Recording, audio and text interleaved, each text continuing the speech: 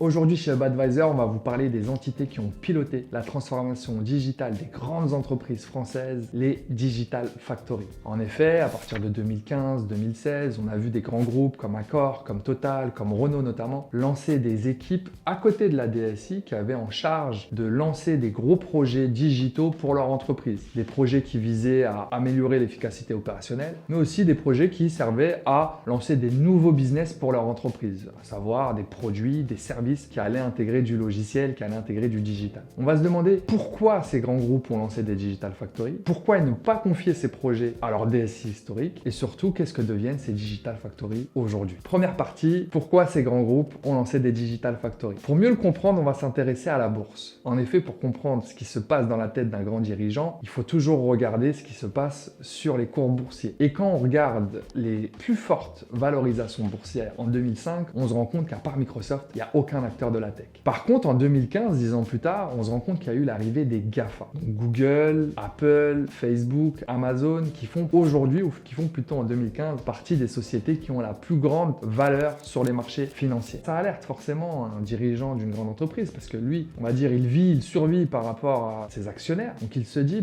aujourd'hui, les sociétés qui ont la plus grosse valorisation, c'est des sociétés technologiques. Donc forcément, nous, en tant que grand groupe, si on n'a pas une part de techno dans notre business, on est potentiellement mort pour le futur. Donc c'est ça en fait qui va les pousser à se dire, il y a quelque chose à faire, il y a quelque chose à modifier dans notre fonctionnement. Cette prise de conscience des grands patrons est d'autant plus accentuée par l'arrivée d'un autre acteur, Tesla. Tesla est un exemple intéressant parce que là, on n'est pas dans le software, on n'est pas dans les réseaux sociaux, mais on est dans l'industrie automobile. Donc un secteur traditionnel, un secteur qui est plus que centenaire. Et là, on se rend compte que l'action de Tesla augmente année après année, mois après mois, notamment grâce à leurs gains technologiques, grâce au fait qu'ils délivrent technologiquement, même si les parts de marché de Tesla dans les années 2010, elles sont pas énormes. Donc là, ça va vraiment alerter des acteurs traditionnels qui vont se dire, même dans notre propre industrie, si on ne bouge pas, on est à risque. Et c'est pour ça qu'on a vu la création des Digital Factory, parce qu'il y a un sentiment d'urgence chez les patrons. Deuxième partie, pourquoi ne pas avoir confié la transformation digitale au DSI historique? Ça, c'est la grosse question. En effet, si on se met à la place d'un patron, on peut se dire, moi j'ai besoin d'investir dans la tech, j'ai une équipe de DSI qui fonctionne depuis des années et des années,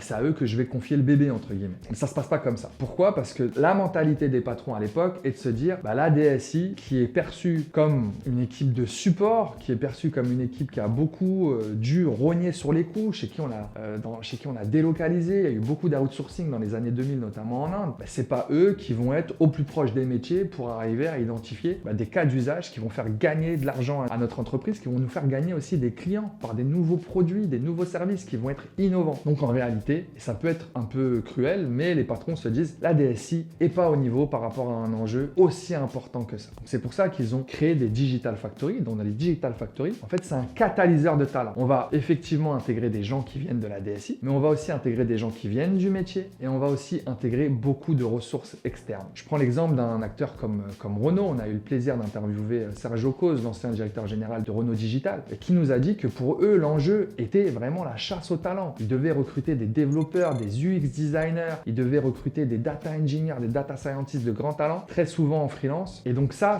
pouvait pas être fait avec les effectifs actuels de leur organisation, c'était juste pas possible. On a vu aussi le rôle important de grands cabinets stratégiques comme BCG, comme McKinsey, qui se sont régalés, on va dire, dans les Digital Factory, parce qu'il y avait besoin aussi de gens qui étaient en capacité de piloter cette transformation-là, cette transformation à la fois tech, mais aussi business. Donc c'est pour ça que ces grands patrons se sont dit, on est obligé d'avoir de l'expertise. Cette expertise-là, elle n'est pas qu'en interne, on doit recruter et on doit aussi se faire accompagner. Donc c'est ça qui a fait que les Digital Factory ont évolué à côté de la DSI. Troisième partie, quel résultat pour les Digital Factory? Avec un peu de recul, quand on analyse, on se rend compte que les Digital Factory, qui ont été créés 2015, 2016, 7-8 ans plus tard, qu'est-ce que ça donne? C'est des résultats que je dirais plutôt encourageants dans l'ensemble, dans le sens où on a vu qu'aujourd'hui la transformation digitale des entreprises avait quand même été prise. Si on sonde aujourd'hui les métiers, ils vont nous dire que les métiers des grandes entreprises qui ont lancé des Digital Factory comme Total, comme Renault, comme Veolia aussi, ils vont nous dire effectivement il y a des résultats. Il y a eu des logiciels qui ont été lancés, on est plus rapide, plus efficace. Il y a beaucoup eu le cloud aussi qui a été lancé dans ces grands groupes. Donc il y a des résultats, on va dire en termes de time to market. La DSI de ces grands groupes aujourd'hui délivre plus rapidement avec des plus grands niveaux de satisfaction. Pour moi, il n'y a pas trop de doute aujourd'hui, c'est ce qu'on observe chez HubAdvisor quand on sonde nos clients en tout cas. Autre effet positif, c'est l'acculturation. Avec le poids, l'importance qu'a qu'avaient les Digital Factory, on s'est rendu compte que de plus en plus, les métiers étaient sensibilisés à la technologie, à la data, à l'IA.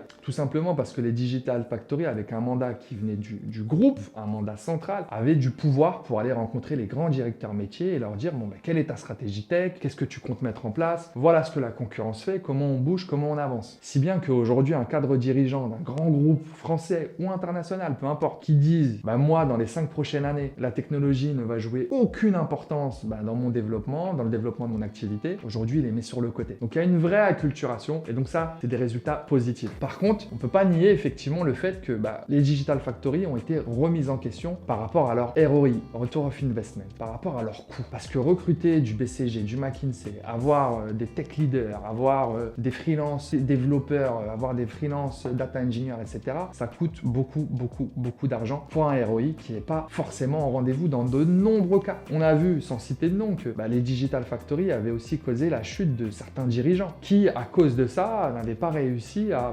expliquer les forts investissements qu'ils avaient réalisés. En fait, c'est pas forcément viable et c'est ça la conclusion et c'est aussi ça qui va nous permettre d'aller sur notre prochaine étape, à savoir que deviennent les Digital Factory. C'est ça aussi la conclusion, c'est que les Digital Factory, elles ont été hyper utiles pour impulser, pour créer, pour acculturer. Et au démarrage d'une transformation digitale, c'est bien de commencer avec une Digital Factory. Mais en fait, est-ce que c'est viable sur le long terme? Est-ce qu'une entreprise peut supporter le fait d'avoir des équipes qui vont, quotidiennement chercher à créer, lancer des nouveaux projets? C'est pas forcément évident. D'autant plus qu'il y a une contraction économique chez de nombreux acteurs, qu'il y a une hausse des taux d'intérêt. C'est de plus en plus difficile de financer de telles transformations, de tels projets. Donc effectivement, aujourd'hui, on se rend compte que les Digital Factory rentrent entre guillemets dans leur rang. De plus en plus, elles sont intégrées à la DSI et on voit leur taille réduite. C'est pour ça que les TJM des développeurs, les TJM des data scientists, des data engineers aussi ont baissé. À l'époque, en 2020-2021, en tant que data engineer, on pouvait lancer son CV et puis on avait 3-4 offres et les TJM explosaient. Aujourd'hui, la demande est bien moindre. Les Digital Factory emploient moins. Donc c'est aussi ce qui cause une réduction des TJM de nombreux freelances. Dernière question, quel avenir pour les Digital Factory? Cette fois-ci, je vais prendre un pari, à savoir la Digital Factory qui emploie 50, 100, 150 personnes full-time et qui toujours identifie des nouveaux projets, les développe avec une grosse emprise du pouvoir central, on va dire, sur l'ensemble des business units. Je ne pense pas que les Digital Factory, sous cette forme-là, vont faire long feu. Je pense qu'elles vont petit à petit disparaître, être intégrées dans la DSI. Tout simplement parce qu'on n'en a plus forcément besoin dans cette nature en tout cas. Et parce que c'est pas viable économiquement. Aujourd'hui, je pense que la transformation digitale des entreprises va être pilotée directement par les métiers. Dans le sens où aujourd'hui, on va pas trouver de cadre dirigeant dans le marketing,